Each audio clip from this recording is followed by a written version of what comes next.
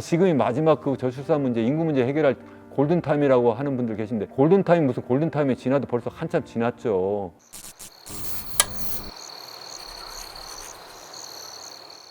네, 안녕하세요. 강원대학교 국제무역과 이현은 교수입니다. 여러분 만나뵈서 반갑습니다. 고령사회로 넘어간다는 얘기는 뭐냐면, 사람들의 기대 수명이 늘어나는 것도 있지만 그것보다 더 중요한 게 뭐냐면 출산율이 굉장히 빠르게 감소하는 거예요. 기대 수명은 150여 년 전부터 이렇게 빠르게 늘어났어요. 근데 우리의 출산율이 감소한 거는 60년, 70년 전부터 이렇게 굉장히 빠르게 감소했어요. 우리나라는 이제 이런 출산율 감소가 이렇게 본격적으로 나타나는 거는 한 20년, 30년 이 정도밖에 되지 않습니다. 전 세계적인 여러 가지 이유가 있어요. 뭐 오래 사니까 사람들이 아기를 많이 낳을 필요 없어요. 왜냐면 동물도 이 오래 사는 동물은 새끼를 덜 낳거든요. 뭐 그런 이유도 있고, 아니면 우리가 뭐 여러 가지 뭐 화학 물질을 많이 쓰니까 생식 능력도 떨어지고, 뭐 디지털 사회로 바뀌니까 뭐 즐거운 일도 많고, 그러니까 굳이 왜 결혼을 해야 되지? 또 여성이 자꾸 또 번익도 높아지고 또 일도 하게 되고, 그러니까 굳이 결혼할 필요성을 좀 덜 느끼게 되고, 뭐 이런 여러 가지가 이유가 있는데, 이건 전 세계 공통이다. 그러니까 이걸 이야기하지 말자. 저는 그런 말씀 일단 드리고요. 우리나라만의 독특한 특징이 있어요. 제일 첫 번째, 일자리가 굉장히 불안하다. 제가 대학 졸업하고 사회 나갈 때는요, 저는 공부도 열심히도 못하고 그냥 많이 빵빵 놀았는데도 지금 얘기하는 삼성, 현대 뭐 이런 데 있잖아요. 골라갔어요. 다. 저뿐만 제 친구들도. 그때는 왜냐면 경제 성장이 막 그 엄청나게 빠른 속도로 일어나고 하니까 대학 졸업하면 다 취업이 되는 거예요. 지금은 제가 대학에서 아이들을 가르치지만 대학 졸업하고 바로 취업하는 애들이 별로 없어요. 대학을 졸업해도 일자리가 내가 안정적이지 않거나 아예 없는데 어떻게 결혼을 하겠어요. 두 번째는 우리나라는 집값이 너무 많이 올라버린 거예요.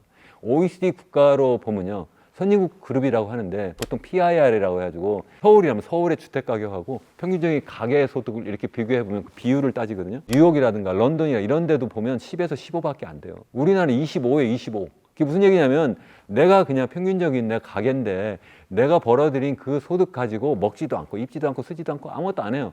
25년 모으면 평균적인 집을 산다, 이런 얘기인데 그 사이 또 더 올라갈 거 아니에요. 또 못 사는 거예요. 그런 상태에서 내가 어떻게 결혼하고 아이를 낳을 수 있겠느냐? 불가능하다. 세 번째는 왜 그러냐? 우리나라의 경우에는 OECD하고 이렇게 비교를 할 때 보면 여성들의 대학 졸업하는 그 비율이요, 제일 높은 국가 중에 하나예요. 근데 경제활동 참가율이라는 게 있어요. 그러니까 우리 여성들이 실제 취업을 하고 뭐 아니면 뭐 그래서 일자리를 찾는 사람들, 우리가 경제활동 인구라고 하는데 그 비율은 제일 또 낮아요. 그게 무슨 얘기예요? 보니까 내가 결혼만 했다면 내가 일자리를 내가 포기를 해야 되거나, 아니면 내가 그렇지 않으면 가정을 포기해야 되는 이런 상황이 되잖아요. 그러니까 내가 둘 중에 뭘 선택할 수밖에 없잖아. 취업을 하게 되면 그만큼 자연스럽게 혼인율이 줄고 출산율이 줄어들 수밖에 없다. 그러면 어떻게 해야 되느냐? 앞으로 그러면 여성은 대학도 가지 말고 취업도 하지 말아야 될까요? 그게 아니라 일과 가정을 양립할 수 있는 시스템을 만들어줘야 된다, 그 말이에요. 제 얘기는 예를 들어서 내가 아이를 낳았어요. 그럼 내가 아이랑 쫄쫄쫄 같이 내가 출근해가지고 그 회사 안에 있는 거기에 있는 육아시설에 거기에 같이 있거나, 어쨌든 그건 하나의 예를 드는 건데, 어쨌든 일과 가정이 양립이 돼야 된다는 것이 또 한 가지의 문제다. 또 하나는 뭐냐면, 우리나라는 사실 뭐 대기업이나 판사, 검사, 뭐 변호사, 아니면 의사, 이런 어떤 직종에 가면 그러면 정말 소득이 엄청나게 높고, 그러니까 어쩌면 이제 평생 그래도 중산층 이상으로 상류층으로 살 수 있는데, 그렇지 않은 사람들도 일자리 굉장히 힘들다고 하고, 그냥 더더군다나 더 그런 자리를 찾아야 되겠다 해서 그런 면도 있다고 생각은 해요. 근데 그게 전부가 아니라고 생각해요. 저는 그보다 더 중요한 게 어쩌면 학벌주의가 아닌가 그렇게 생각을 해요. 어차피 대학을 가는 게 정말 그러한 내가 정말 좋은 일자리를 찾아가야 되지, 이런 거보다는 어쩌면 내가 평생 내가 그래도 어디 졸업생으로서 내가 그 동문으로서 내가 이걸 가지고 네트워크 만들고 이래서 가려고 하는 것이, 특히 전 세계에서 우리나라처럼 강한 데가 별로 없는 것 같아요. 그것도 우리나라의 그 출산율을 낮추는 중요한 이유, 다시 말씀드리면 그것 때문에 과잉 경쟁. 그래서 적어도 나는 서울대를 못 갔지만 내 자식만은 태어날 때부터 얘는 서울대야. 그게 안 돼? 그러면 내가 외국에라도 보내야 되지? 외국 보내려니까 또 엄청난 또 학비가 들죠? 그러니까 이게 또 부모가 또 엄청나게 힘들게 되고, 또 그게 바로 또 우리 그 이제 기성세대가 이제 노후에 이제 빈곤화되고 불행해지는 또 이유예요. 그래서 키운 자식이 그러면 부모 세대를 그러면 부양할 수 있나요? 아니잖아요.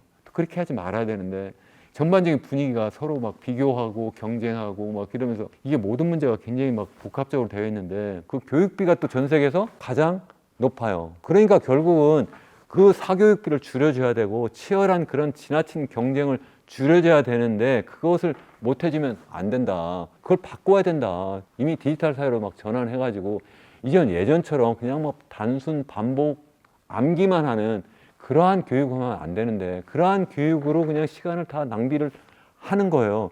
그래가지고 부모들은 또 자식 그렇게 안 하면 또 안 된다고 하니까 그것도 교육도 못 시키겠네 해가지고 아이도 못 낳게 만드는 거 아니냐는 거죠. 일자리 문제, 그리고 집의 문제, 그리고 이런 지나친 과열된 그 교육, 일과 가정의 어떤 그 양립 문제 이런 것을 해결하지 않으면 안 된다. 그래서 이런 것을 하려면 이게 무슨 뭐 특정한 부처에서 할 게 아니라 그야말로 종합적인 처방. 예전부터 제가 계속 주장한 게 뭐냐면 인구부 좀 만들어 달라. 인구부. 이런 것을 다 아우르는 그러한 인구부를 만들어라. 그 인구부도 부총리급으로 좀 만들어라. 뭐 이렇게 해서 최근에 그걸 하겠다고 하는데 제가 지금 말씀드린 이러한 문제를 종합적으로 다루는 그러한 부처가 되면 좋겠다. 전 정말 그렇게 생각하고요. 그 당시에 이게 1.0부터 떨어진다고 해가지고 지금 0.72명까지 떨어졌어요, 지난해. 일본이 전 세계에서 인구 고령화가 가장 많이 진행이 됐거든요. 일본은 1.3명이에요, 1.3명. 거의 우리나라 2배 가까이 돼요. 그게 떨어진 적이 별로 없어요. 최근에 약간 떨어졌어요. 지난해하고 지지난해가 이게 1.2명대로 떨어졌다고 해서 초비상이에요. 우리나라는 이미 떨어진 지가 벌써 몇십 년 됐어요. 근데도 계속 손 놓고 있는 거예요. 정권이 계속 바뀌더라도.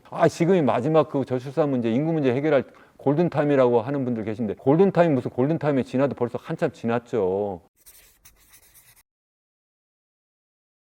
인구 총수의 문제가 아니에요. 우리나라의 인구 밀도로 생각하면 뭐 인구가 좀 주는 게 더 쾌적하게 살고 또 너무 지나친 경쟁을 안 하니까 좋을 수도 있어요. 그게 문제가 아니라 노인 인구만 많고 또 이제 새롭게 이제 젊은 인구가 돼서 경제 활동을 할 그 유소년 인구가 주는 게 문제라는 거예요. 전체 인구 구성의 문제가 굉장히 크다. 그걸 구분을 할 줄 알아야 되는 거예요. 총 인구는 좀 줄어도 크게 문제가 안 될 수도 있어요. 조만간 전 세계에서 가장 이 고령 인구 비중이 많을 나라가 어디 같아서 2050년 되면 자랑스러운 대한민국입니다. 일본도 추월해가지고. 그러니까 큰일 났다.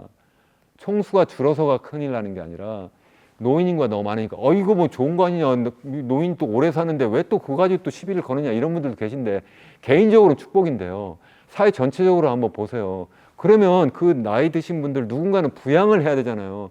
부양할 인구는 자꾸 줄어드는데 그걸 누가 할 거냐는 거예요. 그게 큰일이다. 지난해에도 우리나라의 총인구 한 12만 명 줄었어요. 매달 10,000명씩 줄어요. 근데 생산 연령 인구는 한 30만 명씩 줄어요. 근데 점점 더 그 규모가 커지는데 젊은 인구가 더 빨리 줄어드는 게 큰 문제다. 제가 그 말씀을 계속 드리려고 하는데 동남아 국가한테도 뒤처질 수 있다 하는 것이 바로 그런 생산 연령 인구가 자꾸 줄어드니까 아무래도 이 경제 성장을 제대로 못한다. 인구 고령화가 진행이 될 때에 그러면 그것 때문에 경제 성장이 나빠지는 건 알겠는데 어떻게 하면 그걸 갖다 속도를 늦추냐. 그래서 제가 하는 게 그래 인공지능 로봇이 많이 도입되면은 좀 속도를 늦출까? 아니면 도리어 더 나아질까? 노인 인구가 점점 더 경제활동 참가를 많이 하면 더 줄어들까? 아니 여성 인구 노동이 자꾸 더 많이 참여하면 줄어들까? 아니면은 마지막으로 외국인 노동자가 많이 들어오면 줄어들까? 이렇게 해보면요 실제 그 진행하는 그 속도를 약간 뭐 늦출 수는 있지만 그걸 갖다가 부집지를 못할 뿐만 아니라 통계적으로는 거의 유의하지도 않아요. 그래도 우리가 좀 효과를 기대하는 게 인공지능 로봇 정도예요, 사실은. 근데 인공지능 로봇이 근데 가만히 생각을 해보면 얘는 먹지도 않고 입지도 않고 쓰지도 않아요. 애도 안 키워요. 학교도 안 가요. 자, 그러면 생산만 해요. 누가 소비를 하죠? 전체 인구도 줄고 열심히 활동하는 젊은 인구는 더 빨리 줄어들어요. 누군가 소비를 안 해주니까 그러니까 결국은 인공지능 로봇만 가지고 경제를 계속 지탱해 나갈 수가 없다는 얘기예요. 그러면 수출 많이 하면 되지 이렇게 이제 또 생각을 해요. 당연히 수출 많이 하면 되는데 선진국들이 다 인구 고령화가 돼가지고 우리랑 다 비슷하게 이 장기적인 그런 어떤 인구 오너스라고 그래요. 인구 오너스. 인구 보너스는 젊은 인구가 막 늘어날 때 막 경제 성장이 좋아지고 막 이런 그런 걸 보너스라고 그러고 오너스는 그 반대.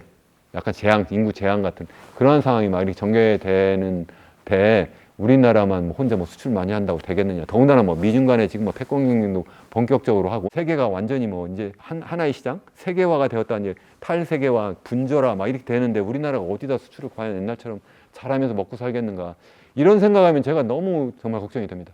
저는 경제학자지만 이러한 시스템을 바꾸기 위해서는 정말 우리 국민이 스스로 깨우쳐야 되는데 정말 이 지도자 정치인들이 걸출한 지도자가 나와서 이 나라를 위해서 우리 민족을 위해서 우리 국민 중산층 서민을 위해서 선한 정치를 해주셨으면 좋겠다 이런 생각을 해봅니다.